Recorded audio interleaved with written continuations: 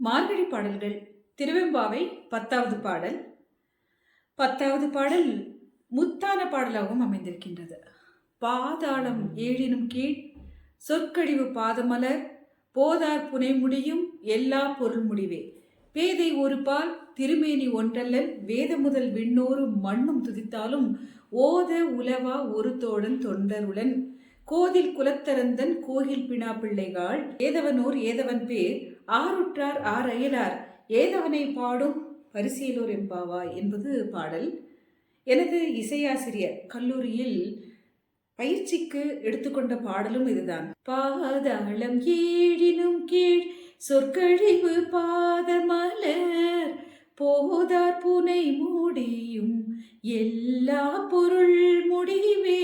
பேதை ஒரு பால் திருமேனி ஒன்றல்லன் வேத முதல் விண்ணோரும் மண்ணும் துதித்தாலும் ஓத உலவா ஒரு தோழன் தொண்டருளன் கோதில் குலத்தரந்தன் கோயிற் பினா பிள்ளைகள் ஏதவனோர் ஏதவன் பேர் ஆருற்றார் ஆரையலார் ஏதவனை பாடும் பரிசீலோர் எம்பாவாய். ஏதோ முயற்சித்தேன்.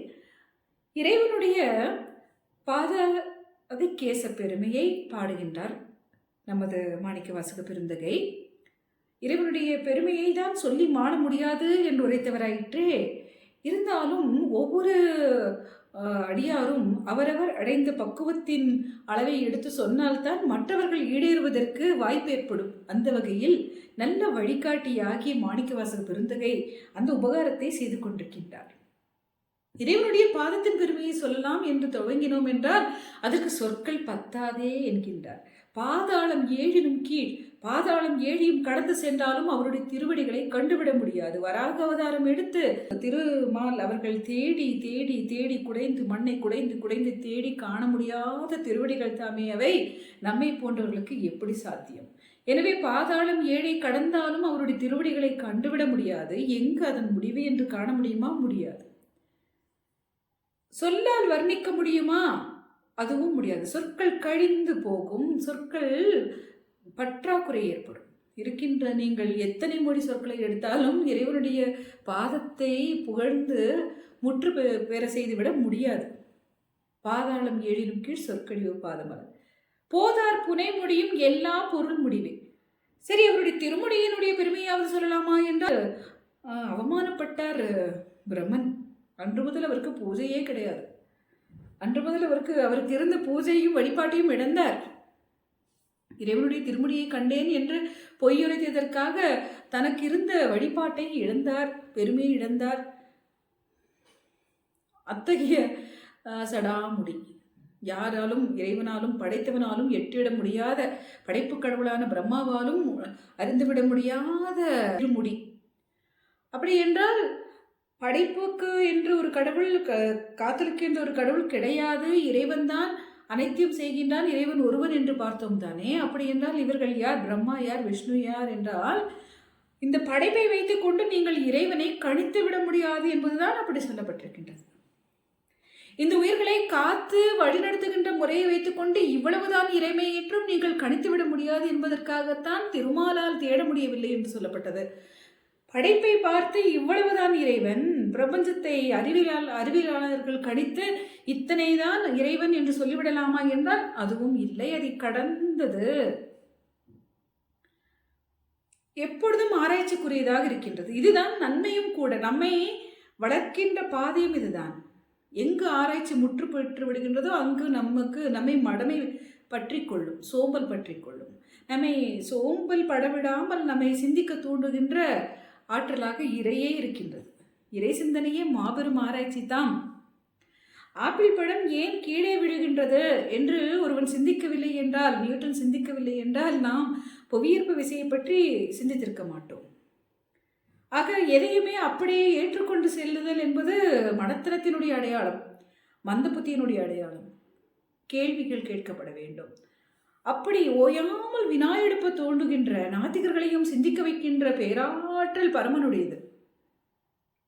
நாத்திகர்களையும் அது உறங்க விடுவதில்லை. ஆத்திகனை சிந்திக்க வைக்கின்றது. அவன் ஆச்சரியப்பட்டு ஆச்சரியப்பட்டு எப்படி எப்படி எப்படி என்கின்றான். நாத்திகனாலும் தூங்க முடியவில்லை. எங்கே, ஏன், எப்படி என்கின்றான். பாருங்கள், நமது ஆராய்ச்சியை தூண்டுகின்ற மாபெரும் சக்தி அந்த பரம்பொருளாகிய சக்தி. அப்படிப்பட்ட அந்த பரம்பொருளினுடைய திருமுடியையும் பாடிவிட முடியாது. அது வேதத்தின் முடிவாக இருக்கின்றது. எத்தனை வேதங்கள் தோன்றியிருக்கின்றன இந்த உலகத்தில். ஏன் இத்தனை வேதங்கள்? ஏனென்றால் யாரும் இலக்கை அடைந்து விடவில்லை. வேதம் என்பது வித் என்பதனுடைய அடிப்படை. நமது மனித அறிவை தானே கொட்டி வைத்திருக்கின்றோம். அந்த மனித அறிவை கொண்டு அளந்துவிட முடியாத பரம்பொருள் இன்னும் இன்னும் வேதங்கள் உருவாகத்தான் வேண்டும். இன்னும் இன்னும் வித்தை பெருக வேண்டும். அதனால் தான் சொல்லப்படுகின்றது பொருள் முடிவே. அது நீங்கள் இனி எத்தனை பொருள் உருவாக்குவீர்கள், எத்தனை மெய்ப்பொருள் காண்பது அறிவு என்று முனைவீர்களோ அத்தனை பொருளும் முடிகின்ற இடமாக இருக்கும். அங்கு அந்த பரம்பொருள் தொக்கி நிற்கும். ஆராய்ச்சிக்குரியதாக அது மேலும் தொக்கி நிற்கும். பேதை ஒரு பால்.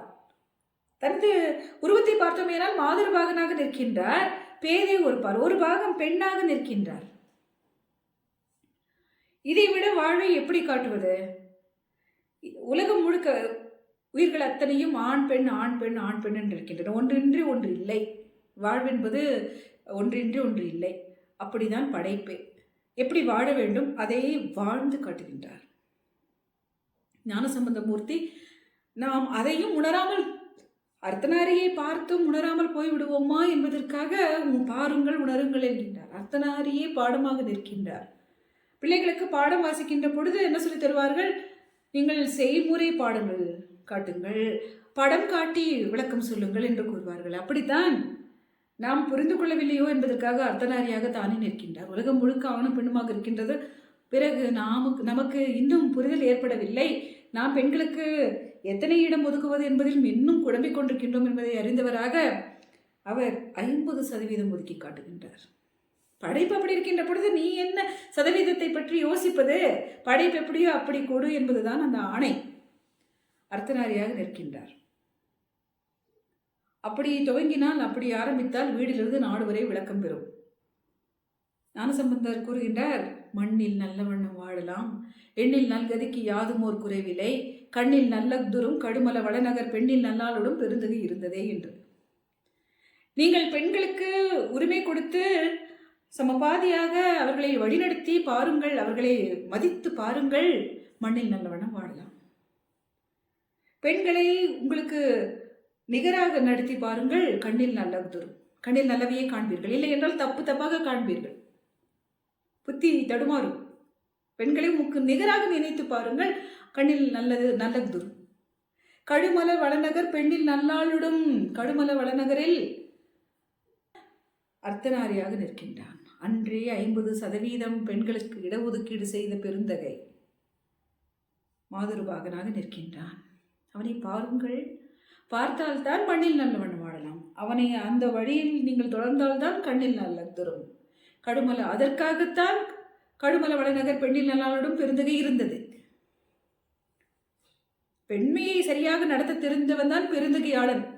வள்ளுவர் ஒப்புரவாளனை பெருந்தகையாளன் என்று கூறுகிறார். ஒப்புரவாவது உலக நடப்பை அறிந்து நடத்தல். உலகம் எப்படி இருக்கின்றது, பிரபஞ்சம் எப்படி இருக்கின்றது, ஆணும் பெண்ணுமாக இருக்கின்றது. எனவே 50% ஒதுக்கீடு. நிகர பதித்தல். அவன்தான் ஒப்புரவாளன், அவன்தான் பெருந்தகையார். ஆகவே பெருந்தகை நின்றதே என்று ஞானசம்பந்தமூர்த்தி பாடுகின்றார். பேதை ஒரு பால். பேதை என்றால் அறிவு மடம்பட்டவள் என்பது அல்ல, மென்மையான பெண்மை என்பது அர்த்தம். அவளுடைய பருவத்தில் ஒன்றது. பேதை, பெருமை, மங்கை, மடந்தை, அறிவை, தெரிவே, பேரிளம் பெண். 7 பருவத்தில் ஒன்றாக இருக்கக்கூடிய பேதை, பேதை பருவத்து பெண் என்பதுதான் அர்த்தம். இளமையான உமையானை ஒரு பங்காக கொண்டு நிற்கின்றார். பேதை ஒரு பால். திருமேனி ஒன்றல்லன். சரி, இது இந்த அர்த்தநாரி திருமேனி ஒன்றோடு நின்று விட்டதா அவருடைய உருவம் என்றால், நீங்கள் எத்தனை காண்கிறீர்கள் உலகத்தில்? அத்தனையும் நீங்களும் தான், நாங்களும் தான். அத்தனையும் அவன் உருவம்தான். உணர முடிந்தால், நமக்கு உணர முடிந்தால் அத்தனையும் அவர் திருமேனி. திருமேனி ஒன்று அல்லன். ஒரு திருமேனியை கொண்டு இதுதான் இறை என்று சிவனை உரைத்துவிட முடியுமா? இல்லை. திருமேனி ஒன்றலன். பேதை உறுப்பால் திருமேனி ஒன்றலன். ஓத உலவா ஒரு தொண்டருடன். திருமேனி ஒன்றல்லாதவன் எங்கிருப்பான் சொல்லுங்கள். ஒன்றுதான் திருமேனி என்றால் அவரை ஒரு இடத்தில் இருத்தி இதுதான் கோயில், இதுதான் வழிபாடு என்று முடித்து விடலாம் தாமே. ஆனால் எங்கும் யாதுமாக நிற்கின்ற இறைவனுக்குரிய வழிபாடுதான் என்ன? ஓத உலவா ஒரு தோழன். இதுதான் அவன் இருப்பிடம், இதுதான் அவனை வழிபடும் முறை என்று ஓத முடியாதவன். ஐயோ, மிகப்பெரிய விஐபி ஆக்கும். அவரை நாம் எப்படி அடைவது என்று மருண்டு விட வேண்டாம். தோழனவன், சுந்தரருக்கு தோழனாகி காதலுக்கு தூது சென்றவன். எத்தகைய இறை பாருங்கள், எத்தகைய இறை பாருங்கள். காதலுக்கு தூது சென்ற இறை தோழன், தோழமைக்கு சிறந்தவன். ஒரு தோழன் தொண்டர் உளன் எங்கிருக்கின்றான்? அவனை எங்கு காண்பது? ஐயோ, இத்தகைய தோழனா? கண்டுவிட வேண்டும் என்று துடிக்கின்றதா மனதை? எங்கிருக்கின்றான்? அந்த மனதிற்குள்ளேயே பாருங்கள், உங்கள் உள்ளத்தில் தான் இருக்கின்றான் என்கின்றார். தொண்டர் உளன், அவருடைய பெயரை தொண்டர் உளன் என்று வைத்துக் கொள்ளலாம். தொண்டர்களினுடைய உள்ளத்தில் இருக்கின்றான். பேதை ஒரு பால் திருமேனி ஒன்றல்ல, ஓத உலவா ஒரு தோழன் தொண்டர் உளன். ஓத உலவா ஒரு தோழன் தொண்டருளன். கோதில் குலத்திறந்தன் கோயில் பினா பிள்ளைகள். இத்தகைய கோதற்ற எப்படியும் நீங்கள் குறை சொல்லிவிடவே முடியாது. ஐயோ, இது இந்த சமயத்து இறையா, எங்களுக்கு வேண்டாம், இந்து சமயத்து இறையா, எங்களுக்கு வேண்டாம் என்று யாரும் ஒதுக்கிவிட முடியாது பொதுமையான இறை. அப்படிப்பட்ட கோதில் குற்றமற்ற குலத்து அரண்.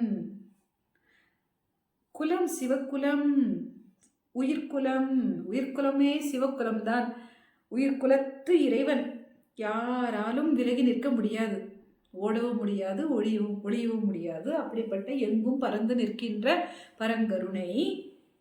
ஓத உலவா ஒரு தோழன் தொண்டருடன் கோதில் குலத்த அரந்தன் கோயிற்பினா பிள்ளைகள். அத்தகைய கோயில், அத்தகைய அரணாரின் கோயிலில் தன்னை பிணைத்து கொண்டு தன்னுடைய வாழ்வை அதற்காக வரித்து கொண்டிருக்கின்ற பெண்களே, பினா பிள்ளைகள், தன்னை அதற்காக தந்துவிட்டவர்களே, அந்த கோயில் திருப்பணிக்காக, கோயில்களில் அந்த சேவைகளை செய்வதற்காக தன்னை வரித்து கொண்ட பெண்களே, பினா பிள்ளைகள்.